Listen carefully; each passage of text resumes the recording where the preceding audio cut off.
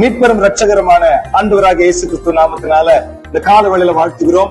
உங்களுக்கு நம்பிக்கை தரும் வசனமாக, நீ போய் எசேக்கியாவை நோக்கி உன் தகப்பனாகிய தாவீதின் தேவனாய் இருக்கிற கர்த்தர் சொல்லுகிறதாவது என்னவென்றால், உன் விண்ணப்பத்தை கேட்டேன், உன் கண்ணீரை கண்டேன், இதோ உன் நாட்களோட 15 வருடம் கூட்டுவேன். ஏசாயாவின் புத்தகம் 38 அதிகாரம் 5 வசனம்.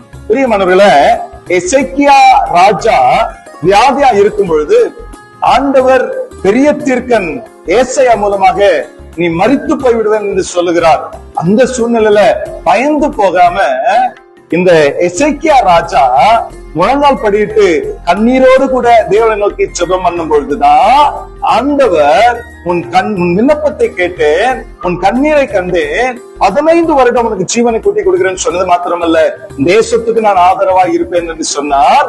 அந்த 15 வருடத்துல பிறந்த பிள்ளைதான் மனாசே 12 வருடத்துக்கு பின்பு ராஜபாரத்துக்கு வருகிறார். பிரியமானவர்களே, நம்முடைய ஆண்டவர் கண்ணீரின் ஜெபத்துக்கு மிகுந்த விளக்கிரத்தை செலுத்தவும் மிகுந்த பயங்கரமான காரியங்களை நமக்கு செய்ய அவர் வல்லவரா இருக்கிறார். ஆனால் கண்ணீரோடு ஜெபித்ததுனால தான் முதல் தீர்க்கதரிசியை சாமுவேலை கர்த்தர் எழுப்பி தந்தார். பிரியமானவர்களே, இயேசு கிறிஸ்து மார்த்தாலும் மரியாளும் அழுகிறதை கண்டு இயேசுவும் கண்ணீர் விட்டார். அந்த கண்ணீரை, இயேசு கிறிஸ்துவின் கண்ணீரை கண்ட தேவாதி தேவன் மரித்து 4 நாளான லாசருவை உயிரோடு எழுப்பி தந்தார். இந்த நாளிலும் கூட கண்ணீரோடு கூட நீங்க ஜெபிக்கிறீங்களா?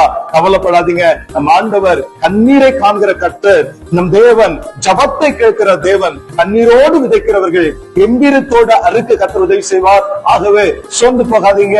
உங்கள் கண்ணீரை கண்டு உங்கள் ஜபத்துக்கு கர்த்தர் பதில் தந்தார். தைரியமாக கர்த்தரை கிட்டி சேர்ந்து நன்மை பெற்றுக் கொள்ளுங்க.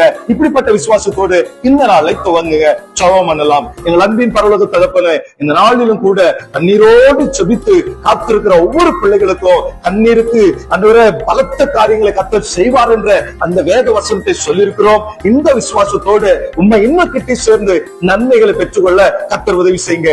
கேட்கிற காண்கிற யாவரையும் இயேசு கிறிஸ்துவின் நாமத்தினால ஆசீர்வதித்து இயேசு கிறிஸ்துவின் நாமத்தில் ஜெபிக்கிறோம் நல்ல பிதாவே.